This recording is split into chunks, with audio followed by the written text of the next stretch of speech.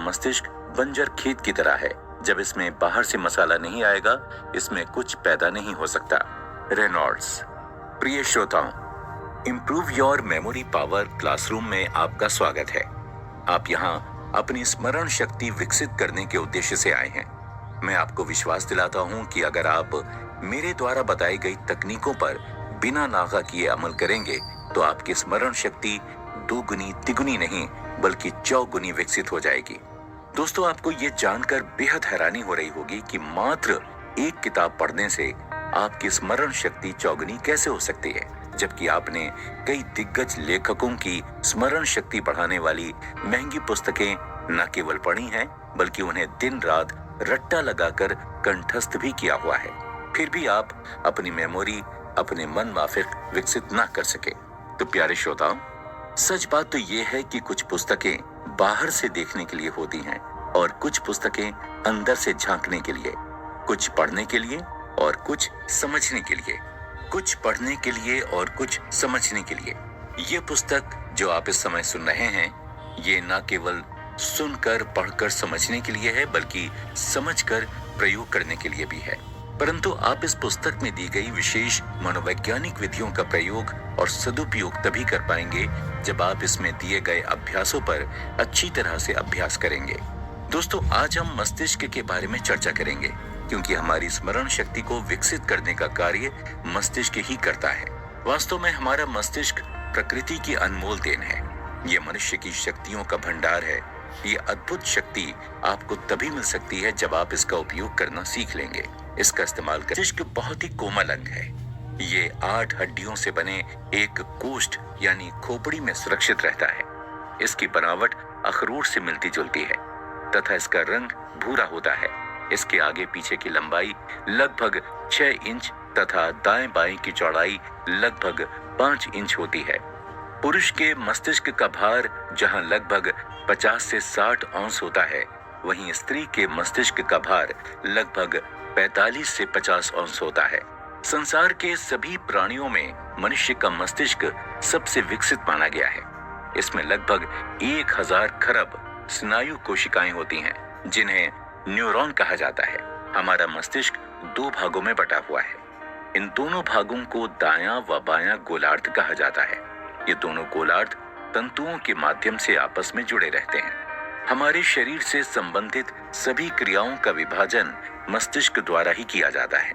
हमारे शरीर के बाएं हिस्से का संचालन जहां मस्तिष्क का दायां गोलार्ध करता है, वहीं दाएं भाग का संचालन बायां गोलार्ध करता है।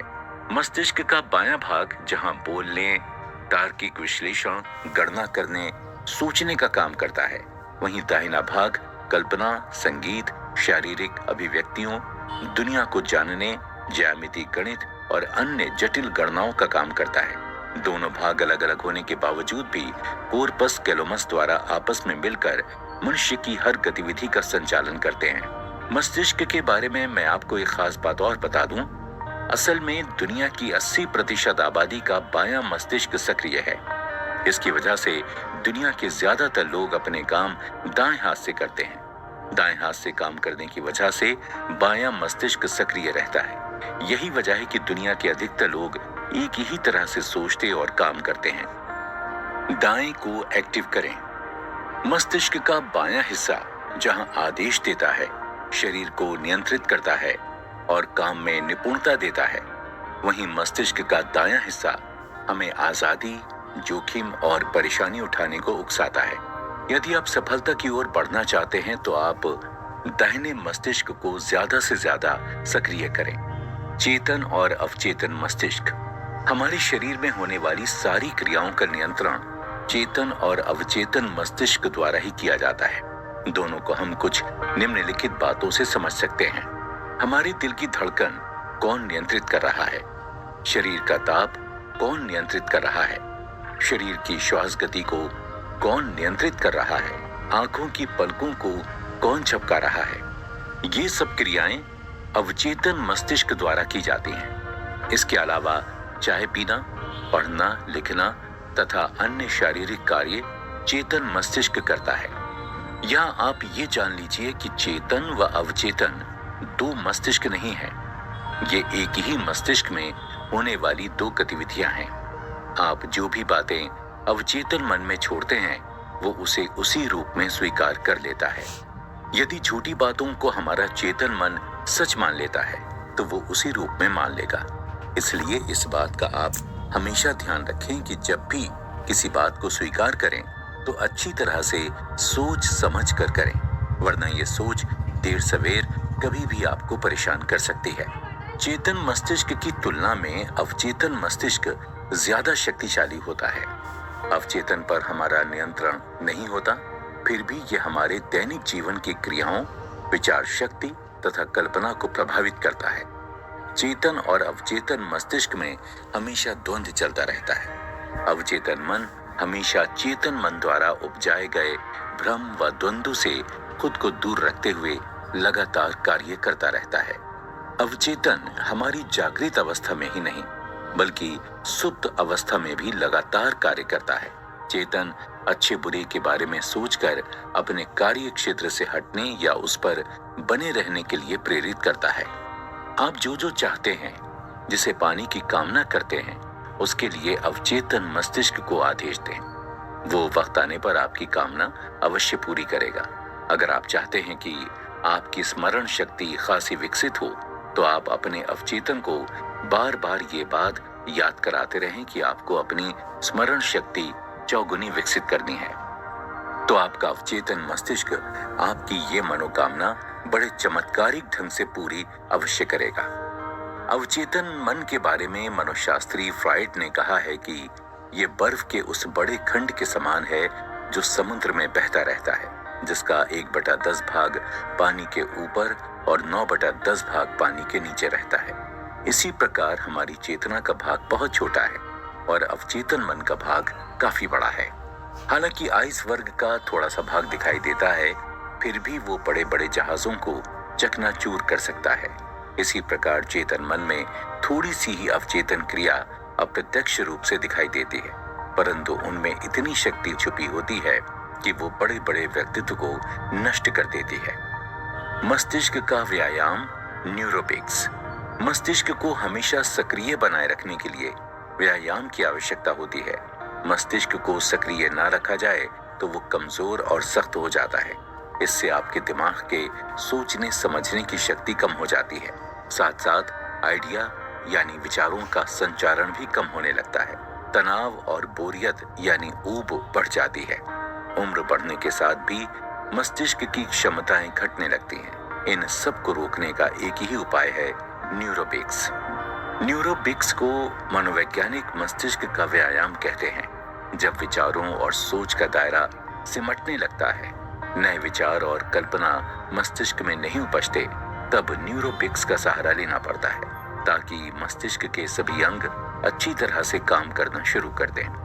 न्यूरोबिक्स करने से आप अपने दिमाग में समायोजन यानी एडजस्टमेंट, अनुकूलन यानी एडॉप्शन, सीखने की योग्यता यानी एबिलिटी टू लर्निंग, अमूर्त चिंतन यानी एब्स्ट्रैक्ट थिंकिंग, समझ यानी अंडरस्टैंडिंग तथा विवेक यानी विजडम में सुधार पाएंगे।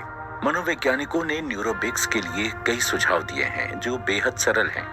इन पर अमल करने के बाद आप अपनी मस्तिष्क क्षमताओं को सारी उम्र पैना बनाकर रख सकते हैं। अपनी आंखों में पट्टी बांधकर या आंखें बंद करके अपने कमरे में घूमें और वहां रखी चीजों को हाथों से छूकर महसूस करें। विभिन्न प्रकार के ताले और उनकी चाबियों का गुच्छा सामने रखें और आंखें बंद कर लें। अब ताले को हाथ में लेकर चाबी के गुच्छे में से चाबी ढूंढकर ताले को खोलें। आंखें मूंद कर नहाएं, शरीर को पोंछें, कपड़े बदलें, बाथरूम से निकलने तक आंखें बंद करके रखें।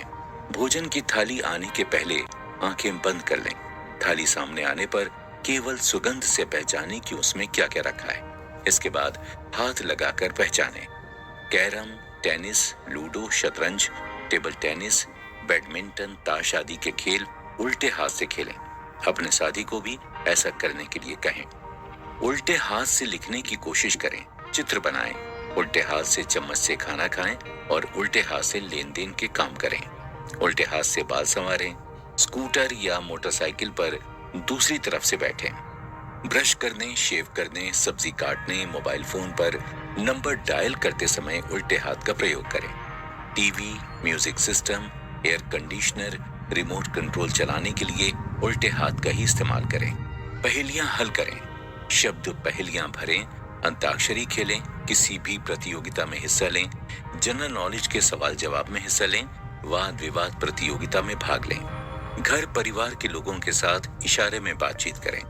ना समझ में आए तो उन्हें इशारों से बार बार समझाने की कोशिश करें। ये दिमाग को तेज करने का काफी अच्छा उपाय है। 2 गेंद लेकर एक साथ खेलें। दोनों हाथों में गेंद लेकर एक साथ उठा लें, उसे पकड़ें, टप्पे के साथ उसे उछालें और पकड़ें। इसे करने में शुरू में दिक्कत होगी, लेकिन बाद में आपको अच्छा खासा अभ्यास हो जाएगा। मस्तिष्क को सक्रिय करने के लिए कोई नई कला, नई हॉबी या फिर नई भाषा सीखें। उल्टी गिनती गिनें, उल्टे पहाड़े पढ़ें, पुस्तक को उल्टा करके पढ़ें। पूर्व परिचित अपने 10 लोगों के नाम व उनके चेहरे आंखें बंद करके याद करें, उसे लिख लें। ऐसा हर दिन करें। इस बात का ध्यान रखें कि जब नाम व चेहरा याद करें वो हर बार नए होने चाहिए। किसी की नकल करें, एंकर बनकर टीवी प्रोग्राम प्रस्तुत करें, किसी का इंटरव्यू लें, टीवी पर प्रसारित होने वाले जिंगल याद करें, उस जिंगल पर आधारित अपने मन से नई जिंगल बनाएं, पुरानी बातों को याद करें, कब आइसक्रीम खाई थी, कब गोलगप्पों का स्वाद चखा था, घूमने के लिए कहाँ गए थे और वहां आपने क्या क्या किया था, दिल्ली में तेज बारिश व कड़ाके की सर्दी कब कब हुई थी। ध्यान रखें, न्यूरोबिक्स का जितना अभ्यास करेंगे उतना ही आपका दिमाग तेज होगा। न्यूरोबिक्स के अभ्यास में जल्दबाजी ना करें। इनसे आपको लाभ तभी मिलेगा जब आप इन्हें नियमित रूप से समय देकर करेंगे। वास्तव में न्यूरोबिक्स में परफेक्ट होने के लिए धैर्य की जरूरत होती है। मस्तिष्क की तह तक पहुंचने में थोड़ा वक्त लगता है। सिर्फ एक ही प्रयास से विचलित ना हो जाएं, अभ्यास जारी रखें। सीखने